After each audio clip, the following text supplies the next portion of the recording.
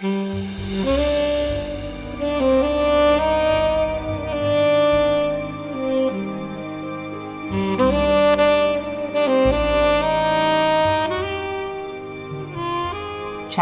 Yes? Welcome back. I want to start off by just saying how liberating it is to take our sweet, sweet time with this. I completely agree. In a lot of ways, I feel like, and this is just strange to say, but I do feel like a weight has been lifted, because when we started this the other day, it became very obvious that there's no way to do this in one sitting. So I guess we should just go right to chapter 5. This chapter is really all about the details, because it is just Poirot and Hastings and the other investigators talking to Mrs. Renaud about what happened, her version of the story. And we get so many different details that then are really kind of the beginning of them zigging and zagging, and which one do you take seriously? The behavior of people is, if someone's telling the truth, what would the reason for not telling the truth be? And it's the beginning of a couple chapters like this, where we're getting just a lot of information about different people's takes on what happened. It's almost like we have the facade and the setup of the physical evidence. This is something that's fun that Agatha Christie does a lot. She's like, there's a theater sometimes to telling a lie. And all these things are set up to like tell a convincing story. And if certain things don't fit, the lazier detective would be like, well, it doesn't matter. Nothing perfectly fits. And then Poirot's like, well, what if we zoom out even more? Who would be putting on this play for us? Which I think is definitely the question for so many of the books to come. And in this specific book, then it becomes almost a few different plays within the book itself. People are fabricating multiple different stories at once. And that's the brilliant thing, is like, how do we remember who's lying when and what the motive is? So yeah, so let's get into what these little mechanics are of this chapter, because it's actually pretty fun. There's a lot that goes on. The crowd of detectives, remember that there are like two detectives that they could be one person, Hote and Bex. So it's them, it's Hastings. We haven't even met Poirot's antagonist. Yes, his nemesis. Yeah, his nemesis. These guys are kind of like on his side. So the crowd goes upstairs. Madame Renaud has woken up from her sedatives and out of her shock. And Poirot does this lovely little thing where everybody's like going upstairs, and Poirot, little tiny Poirot with his little egg head and his little like neat clothes, is running up and down the stairs in this little zigzag. And he doesn't really tell anyone what's going on. But we learn that Poirot is testing the stairs for like creaks and groans. And he's like, these stairs are so loud. How could no one notice these two kidnappers barreling up the stairs and then taking an adult man who sounds pretty tall and pretty broad? How could they take him downstairs with him struggling and nobody hears anything? Already, Madame Renaud's story is called into question. So she retells her story, Poirot looks at her wrists, because he's like, I think I want to know if she's lying, but her wrists do have red rope marks around them. That complicates matters, because he's like, well, okay, she's not totally lying. But still, she describes the kidnappers as scoundrelly. And for some reason, that word, who in a state of shock is like, those scoundrels? It just sounds too staged. It's not the right word. Yeah. Yeah, there's some artifice. She also describes their beards, and the magistrate, one of those two dudes, is like, there's too much beard here. Kind of like we said with There's Too Much Strychnine. There's just too much beard. Something is off. Why do you keep focusing on these? She says, because we know that Monsieur Renaud had these business ties to South America. This is going to keep coming up. And South America, we can almost just think of it as this giant red herring. Mm-hmm. She's like, they were South American and they kept demanding something about a secret. We have this, and this is the secret that was mentioned in the letter, right? Oh, there's this mysterious secret from his past. Interestingly, I noticed that like between the different versions, there was a little bit taken out about describing these specific men being South American, but specifically kind of noting that they're indigenous South Americans, Okay. which does it did seem to have more of like a racist bent that was then taken out. That was in my version, but maybe not Phoebe's. But I did just want to note it. If people are reading it, we're not skipping over that. That's fascinating. I will say that there was also one of the things that I noticed is a couple of times throughout the book when Cinderella is describing herself, she will describe herself as being of Italian descent and that she has hot blood. Yeah. And that wasn't in my book version, but it was in one of the audiobooks. So there's a little bit of attributing certain races to certain characteristics and certain moralities. So that hasn't gone away, unfortunately. Yeah. It's weird seeing the editorial choices, and they kind of seem all over the place. They do. They really Yeah. do. So someday when we have time and money, we can like talk to some of these editors and sit down and be like, why? What choices did you make? That'd be an interesting conversation. I think I would really like to sit down and just have you say that just that way. Just why? Yeah. Yeah, so many questions. Yeah, so she's trying to explain this weird thing that her husband was found in his pajamas with an overcoat on. And Poirot brings this up later on. He's like, well, to what occasion were they going? Like, right. If they wanted to murder him and even question him, why take him out of the room? And so she says they heard something and they got spooked a little bit. But then he's like, okay. They then just brought him like a couple feet out from the house and then killed him. Again, he's trying to figure out like motive. What was the point of this? Madame Renaud claims that she's fainted after her husband is taken away. She doesn't remember or hear anything until Leonie wakes her up. Poirot asks, well, did Monsieur Renaud say anything about calling for me? It's interesting. There are these moments where she's described as acting genuine. Mm-hmm. And this is one of them where she's like, she genuinely seemed like she had no idea why Poirot was involved at all. She has no idea like what in Monsieur Renaud's past life in South America could bring a murder upon him. Interestingly, she also says she remembers the clock striking 2 at one point. The police produce a smashed wristwatch that was found, I think, on her husband's body. And oddly, it's 2 hours ahead of time. So Poirot's like, normally a smashed wristwatch would tell us the time of death, but something is off because the watch is 2 hours off. Yes, and the watch is also not stopped, correct? Like it's still working. So it's why is it 2 hours ahead and it's not giving us the time of death because it didn't stop. They ask about Jack. We learn where Jack is. Yeah. Do you want to explain that? When the investigators ask about where Jack, the son, is to Mrs. Renaud, she says that he's on a boat to Buenos Aires. Mm-hmm. And that he is literally on his way to South America.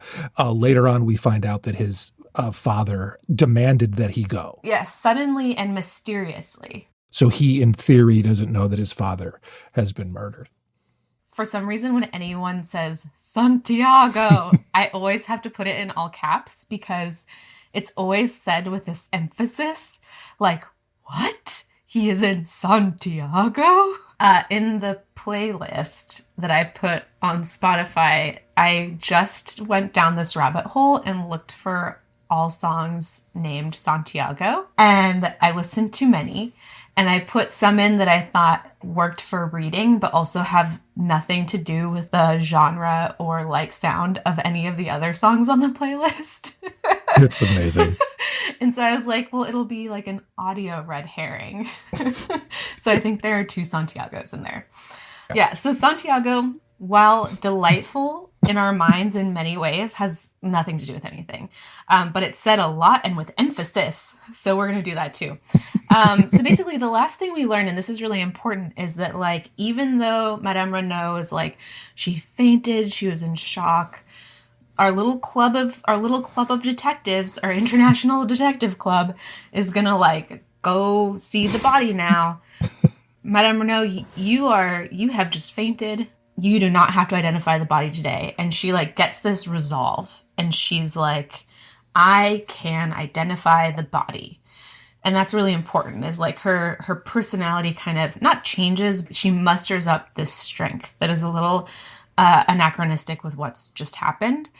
And then Poirot, kind of after this whole exchange, he says to himself, my little idea was all wrong. Eh bien, I must start again. He was definitely kind of in the like, Madame Renaud is totally faking this, but just the inconsistencies in her behavior. Right. He's like, I cannot just narrate this as she is lying 100%. Right. When Mrs. Renaud goes to see the body, she has a very visceral and real reaction. Yeah. And the reason that she has that reaction is because it's not supposed to be her husband.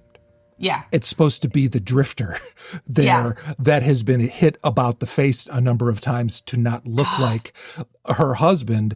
And then she's supposed to freak out while her husband is escaping somewhere. Instead, when they show the body, it is actually her husband, and her reaction is completely real. And so Poirot sees the real reaction and goes, she did not murder her husband.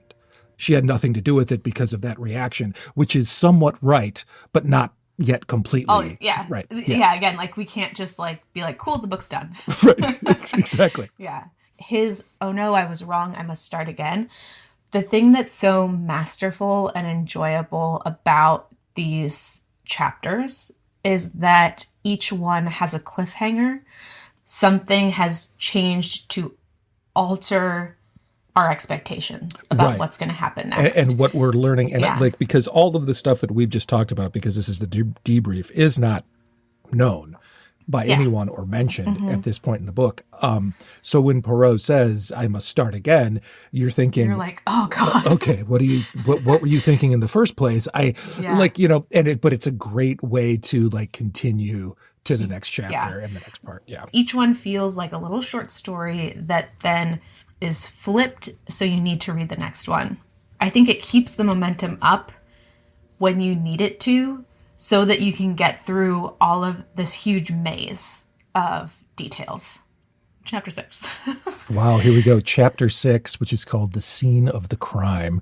This is so interesting because we're 5 chapters in, we're starting chapter 6, and this is when we meet Poirot's nemesis. Giraud is the nemesis and the person who's actually in charge of the investigation. So we've talked about there are these doubles. You know, we get the 2 bodies. We get 2 imaginary bearded men. We get 2 houses. We get 2 identities. And we get these detective doubles, but they're not twins. They're almost like Poirot through a funhouse mirror here. Poirot's reflection, but it is the cliched expectation of what a detective should be, whereas Poirot is the real deal. He is so less memorable than Poirot. Giraud, even though he's French, his physical description of being taller and good-looking is, to me, very Sherlock Holmes. Oh my gosh. I hadn't even thought of that. Yeah. But the thing that's so strange about it is that Agatha Christie is British and her detective is Belgian, and they're in France, but then the French detective is like Sherlock Holmes, who's British. So it's just like, so maybe I'm totally wrong about that, but that was the feeling I had. One of my writing teachers always said, if you want to write someone, change a couple really big things about them, and then they won't recognize themselves. Sometimes I think that when we're writing and we want to make a point, pure satire can sometimes cheapen it a little bit, but to have it be its own thing kind of keeps it alive, keeps it relevant. And so, like, yes, we can see shades of Sherlock Holmes in Giraud, but he's not same. And that makes it more interesting. Definitely. I think I am going to now call them the International Detective Club because that's really what we get. That is We're exactly from all right. over. We're from many countries. We're a club. We're solving this. So the whole crew goes to the scene of the crime, which is I got shades of Halloween Party here because they're like we're kind of understanding the scenery, and I'm gonna talk about hedges and shrubbery a lot. There is shrubbery that separates the two manors. Then there is shrubbery that goes behind them to the golf course, and then somewhere in there is the coastline. Somewhere in there is the ocean, and I do not understand it. Maybe it has to do with like height, and we're like overlooking things. There are some viewpoints as well. And so when you go through these hedges, you're kind of transported into these worlds, right? Right. That also has a bit of like an Alice in Wonderland feel that you like step across a threshold and you're in a new place. So they like go through the hedges and come out at this like sea overlook. Mm-hmm. It just feels transformative, astonishing, magical.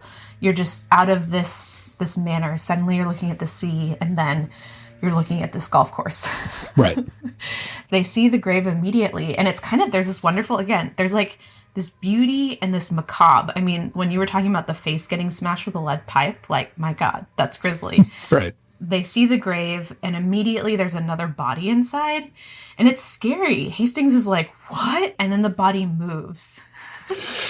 And he's like, oh my God, it's Monsieur Giraud. And it's interesting because Hastings says it's almost like the crime has been duplicated. Okay, again, Agatha Christie's like, here you go. Here is what I'm about to do. Right. We will duplicate this crime. Let me spell it out for you. Another way of looking at it, too, is that the original happened 20 years ago, right? Yeah. Now, this, Oh what, my God, what yeah. we're living in is the duplication. Yeah. God. Yeah, so many duplicates. Again, what a smart thing to do. What a cool thing to do. We cannot appreciate it until we read it a second or a third time, knowing what's going to happen. We get Giraud. We learn he's a famous detective. And immediately these two have tension. There is like this very polite, and I can imagine them both with their like respective little accents. Because like also like, what languages are we all speaking? I feel like we're all speaking French. That's the one thing I cannot think about that because it's like Okay, sorry. Hastings. No, not in a bad way. But then you're like, what's Hastings? Wait, so how? Can like, he speak French? Right, exactly. It's so great. Okay, yeah. So anyways, they're having their little like method off and also like famous off. Giraud also has a mustache, but we can imagine that this mustache, and she doesn't say it, but we can just imagine his mustache is not to the style or quality that Poirot would approve of. We have to imagine that. Giraud, because he's this mirror of Poirot, he's also very famous. And he's famous enough that Hastings has heard of his reputation. Immediately, he's like, Poirot, you used to be so famous. Isn't that cool? But he's like, our methods have modernized since your heyday. And I think there is nothing you can say to insult Poirot more than to talk about method and to critique his method. Those are Poirot fighting words. It's also so cool that in this scene, we are getting so many things that are going to show the difference between Poirot and Giraud's methods. A perfect example is finding the lead pipe. And Giraud is like, that doesn't matter. And even though Poirot doesn't know necessarily why it's there, he knows that it matters. What ensues is what I like to call like a detective off, where they look at the scene and each one of them points at things and says what is important. So Giraud is like on the ground being his little foxhound self. He's like, these little things here and there are important. And Poirot, like you said, he sees the lead pipe. And we know now, and again, this is grisly, like Monsieur Renaud planned to fake his own death by using this body that literally fell into his lap, dressing this man in his clothes, and digging a shallow grave that he knows will be found because the golf links is under construction, right? Mm-hmm. And so we know that when, I think it's like, is he talking about one of those pits that's going to be made, like the sand pits? Bunker. Yeah. Yeah. Is that what it's called? That's, Yeah. that's what a bunker is? Because they said bunker, and I was thinking of like a military bunker, and I was like, I don't understand. Okay, yeah, so we know we're going to get a bunker, or as I say, a sandy pit. A sand trap also is Sand good. trap. Okay, yeah. So he knows it's going to be dug out. He knows people will be working there, so he can be assured that within the next couple of weeks, this body will be found. Hopefully with his clothes. Hopefully time has passed that he becomes somewhat unrecognizable. And he brings a lead pipe with him to literally just like smash the face so that it can never be definitively said that it's not him. Ugh. But we know that he's murdered before he gets a chance to do that. He's murdered, and then he literally like falls into the grave that he dug for himself. Mm-hmm. Yeah. So Poirot finds this lead pipe, and he's like, I think this is important.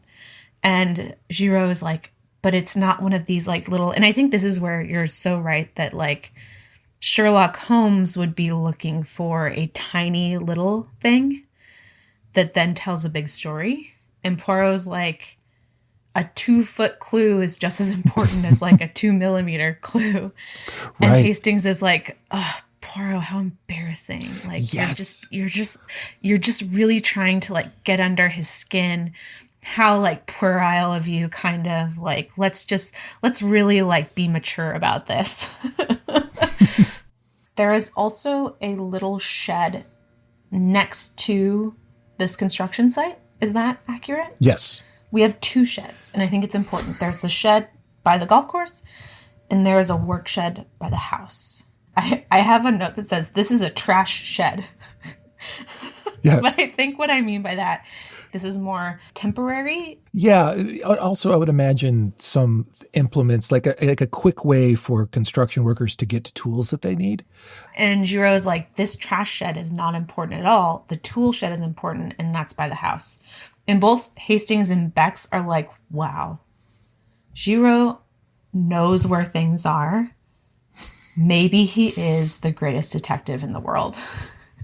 They are both easily impressed and easily swayed by Giraud. Also, just kind of in a funny way, in the unabridged version, Poirot goes into this huge diatribe about why he hates golf. And I love it because he's like, the entire game is not symmetrical. The one thing I can't approve of is golf tees because they are symmetrical. You've got a great note here, too, that Giraud radiates efficiency is what you have written down. And that is so interesting within the context of this book, because all of the other members of the investigative club, other than Poirot, immediately start to side with Giraud because he's making definitive decisions based on only the things that he's seen. And he hasn't really thought about it, what they could mean psychologically with the characters that we've met. He's just looking at these things. And whereas Poirot, it's almost like, I don't know how to explain it, but it's like Agatha Christie is saying, no, it's not going to be that easy.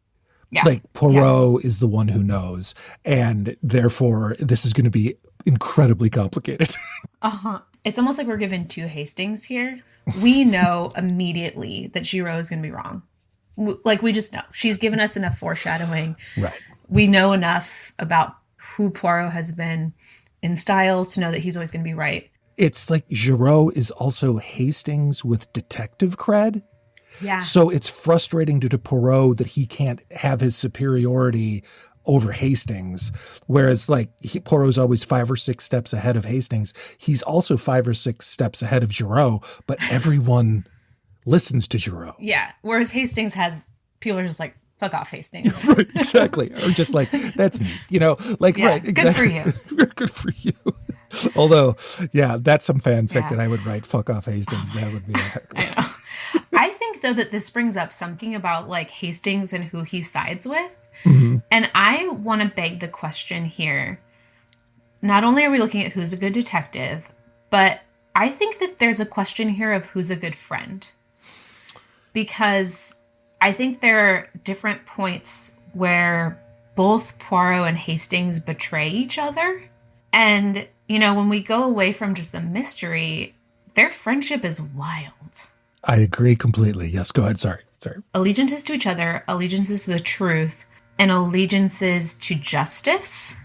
And they both pendulum back and forth, but in ways that I'm like, let's not even focus on this mystery. Are you good friends? Are you good for each other? Is this a toxic relationship? Well, it seems like in this book, Poirot has no problem whatsoever manipulating Hastings. Yeah. Absolutely doesn't even give it even a second thought, just does it.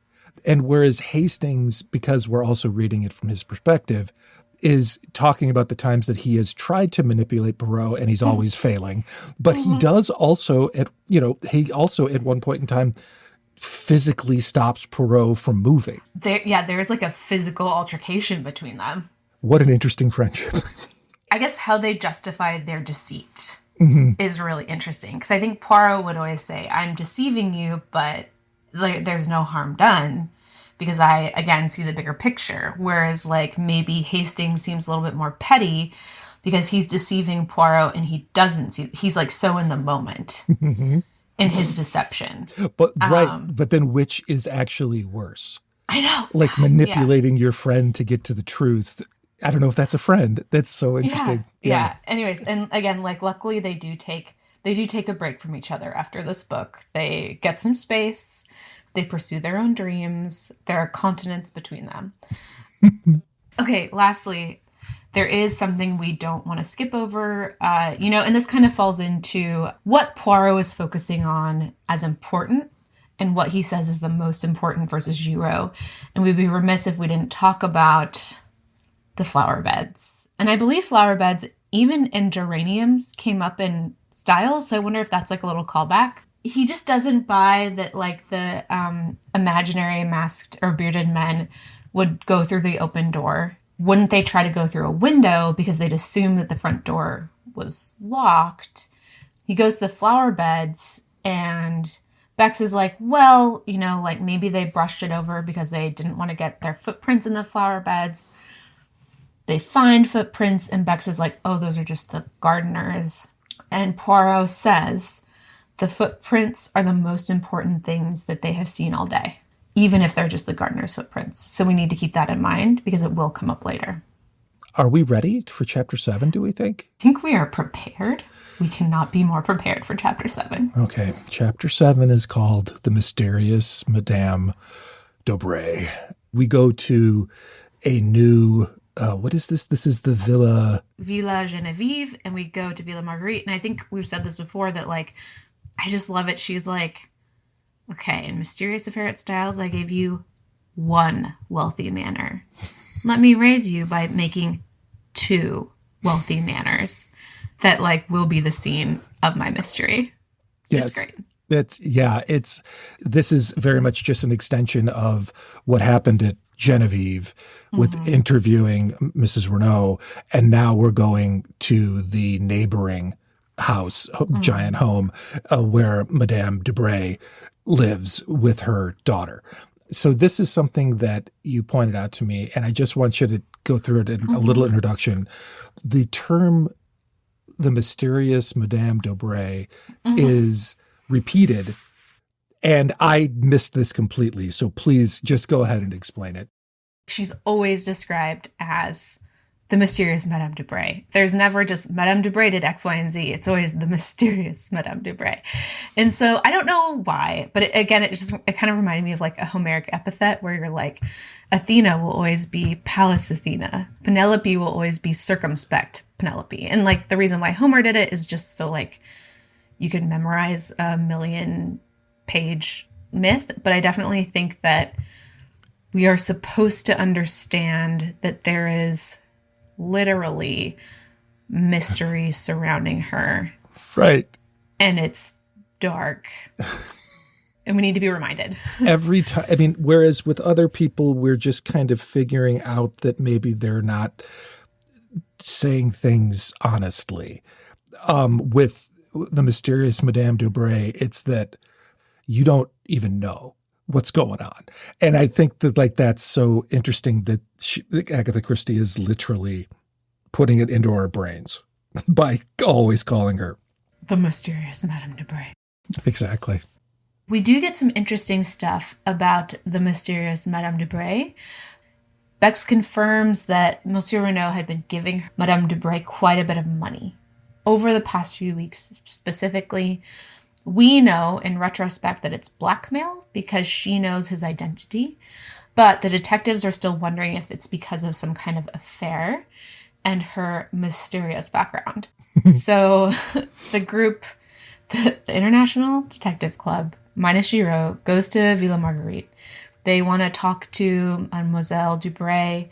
Hastings realizes that this is where Marthe, the girl with the anxious eyes, lives.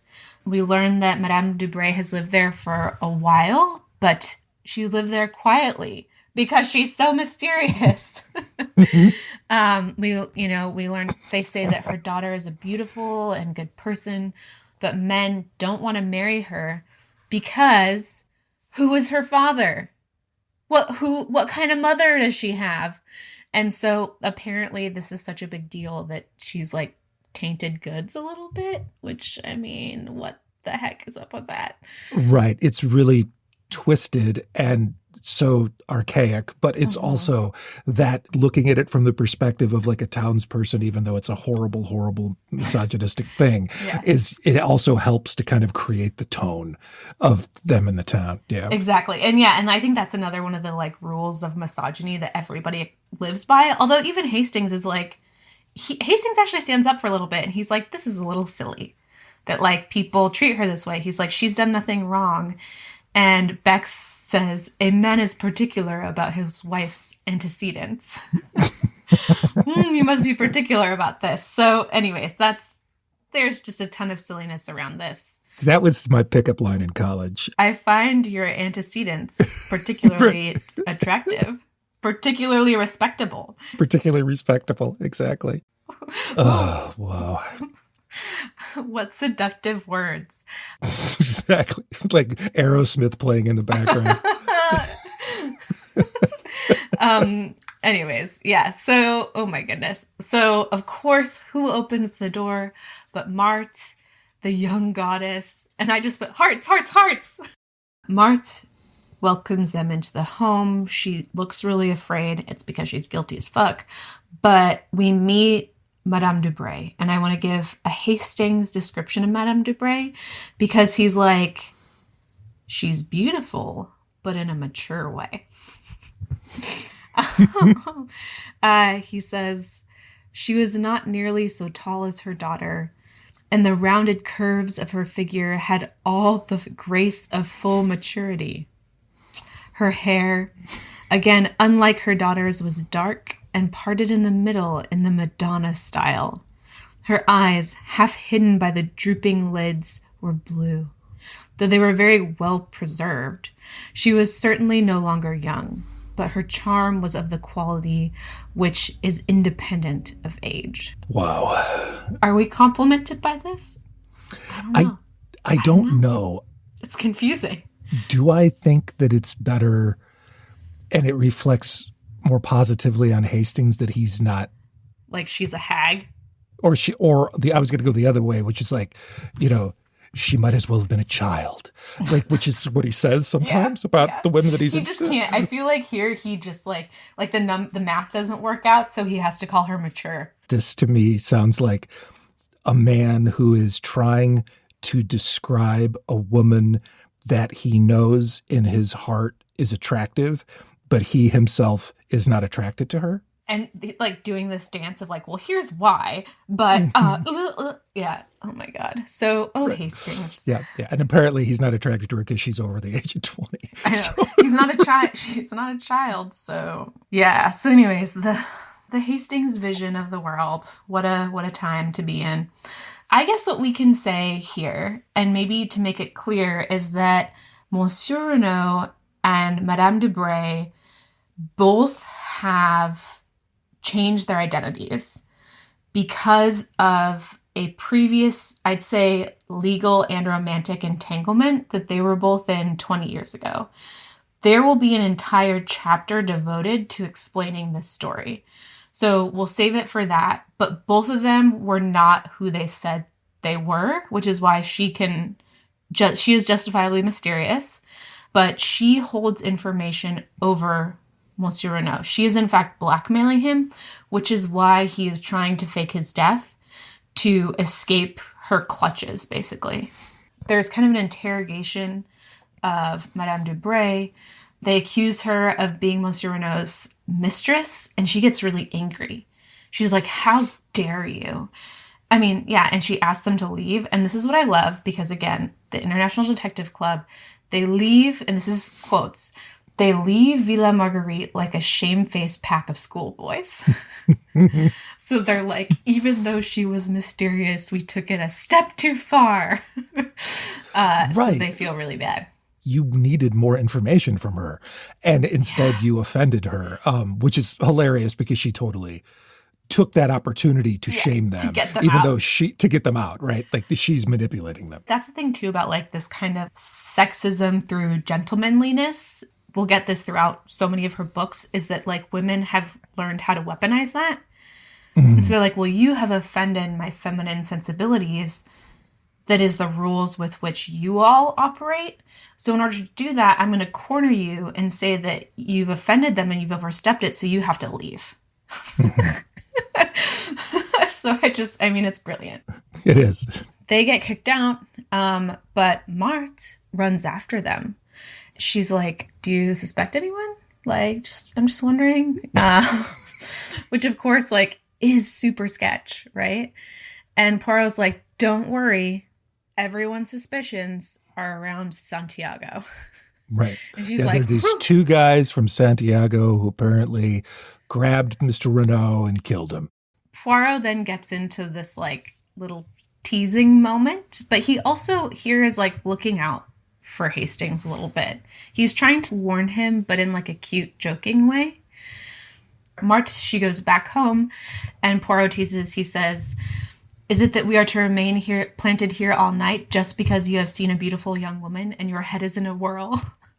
So he's like, Hastings, snap out of it. Snap out of it. Yeah. But the cutest thing is like, Hastings is like, but remember, after the Styles affair, you said that you and I would go hunting again.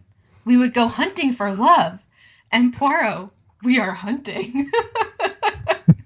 He's like, don't you remember the promise you made to me? Which I think is such a great callback. Poirot's like, oh, my friend. He says, mon ami, do not set your heart on Marthe Dubray. She is not for you, that one. Take it from Papa Poirot. Which is so cute. Yeah, I think it's also a little bit of an indication of their friendship that he considers himself the older, wiser person, which of course he is. Yes, yeah. And Poirot gives us and gives Hastings some really important warnings here, I think. And the thing that's so cute is like Hastings protests and he's like, but the police said she was a really good person. And like, we should know from Hastings' experience that like Poirot can obviously see beyond whatever the police can see.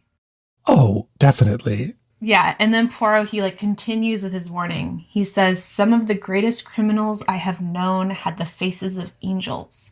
The malformation of the gray cells may coincide quite easily with the face of a Madonna. So he's like, beautiful people can be bad, Hastings.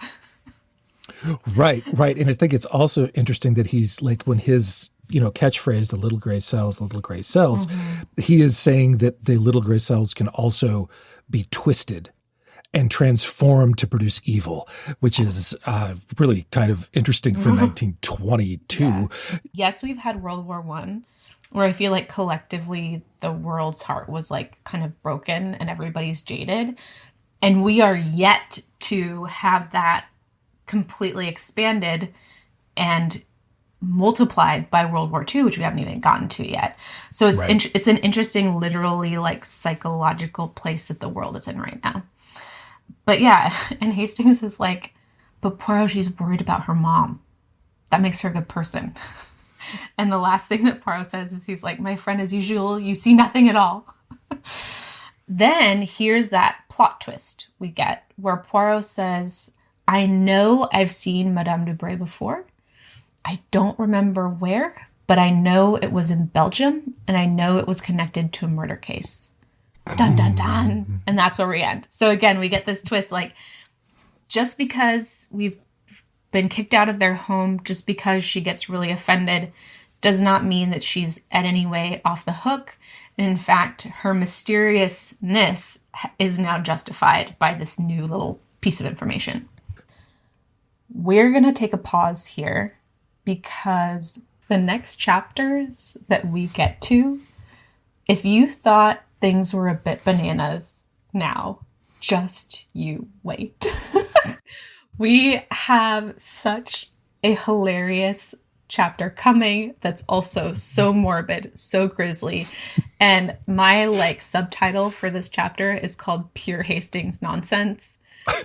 The logic with which Hastings operates in the world because of his heart, because of his love, because of his unending trust in beauty and youth, takes him to some really interesting places, and we want to give it our all. So we're going to take a petite pause, and we will pick back up in our next episode. What are you going to do between now and the next episode?